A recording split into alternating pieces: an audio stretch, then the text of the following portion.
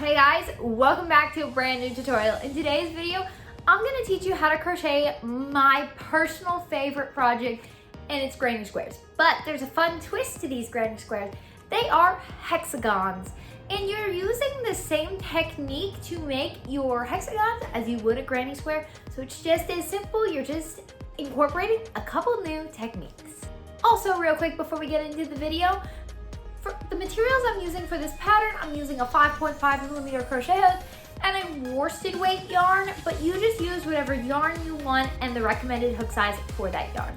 I'm going to do a magic circle for this pattern, but you can just do a chain 4 and slip stitch to your first stitch. I just like the magic circle because it closes off my loop completely, and I really appreciate that.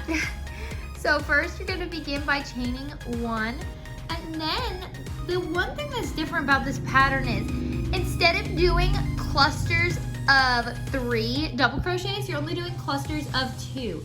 So start out by putting 2 double crochets in your magic circle. Now this is a hexagon, which means it has 6 corners and 6 sides. So you're going to chain 2 and put 2 more double crochets in your magic loop. Now, how do we know when we have enough stitches? So you're gonna need, you see these 2 different clusters? These are our 2 stitches. So here's our first cluster and here's our second. And we have a chain 2 separating those 2 clusters. So we're gonna chain 2 and make another 2 double crochets. And this means you have 3 clusters, but be sure to end it off with 2 chains. And we are gonna continue this same pattern until you have 6 of these clusters. So I'm going to continue that, and I will see you after I finish up there. Now that we have our 6 clusters, I'm going to finish off my round with a chain 2, pulling my tail tight and slip stitching to my very first double crochet. And now we can begin our next round. And it probably looks so super confusing because you have so many like chain spaces, but don't worry, I'm going to coach you through it. So chain 1, turn your work, and you should see a chain 2 space almost directly under your chain 1. So what we're gonna do is you're gonna put 2 double crochets into there, chain 2, and another 2 double crochets. And since all of these beginning stitches are all corners, you're going to do that in every chain space. But before you jump to the next chain space, you're gonna chain 1, then make your 2 double crochets, chain 2, 2 double crochets in your chain space. So I just finished another corner, and then you are going to chain 1 and jump to your next space, 2 double crochets, chain 2, 2 double crochets. Now, if you're used to doing the granny squares where you do 3 stitches, I can say from experience, it was so difficult for me to get used to just doing 2 double crochets instead of 3. So remember to make sure you're not doing 3, because if that's so, it's going to make your hexagon all weird and misshapen. So you're just gonna continue that for all the corners. Your 2 double crochets, chain 2, and 2 double crochets. And I'm almost at the end here. These hexagons really don't take that much time to crochet. I can do one in about 5 minutes depending on what I'm doing. So like if I'm completely focused on my hexagons, I can complete one of these in 5 minutes. And we're finished, and you're just going to chain 1 and slip stitch to your first stitch, chain 1 and turn your work. And every round now is going to be completely repetitive. So what we're gonna do is, you can see directly below your chain 1 space is your chain 1 space from the previous round, because you can see your corners. The corners are the ones with the 2 clusters coming out of it. And then there's like this weird like a middle stitch, like what is that doing here? So what you're gonna do in those, you're just gonna put 2 double crochets. And then you're going to chain 1 to jump over to your corner. Then in your corner, you're gonna do the same thing we've been doing for all the corners, which is 2 double crochets, chain 2, and 2 double crochets. Very simple.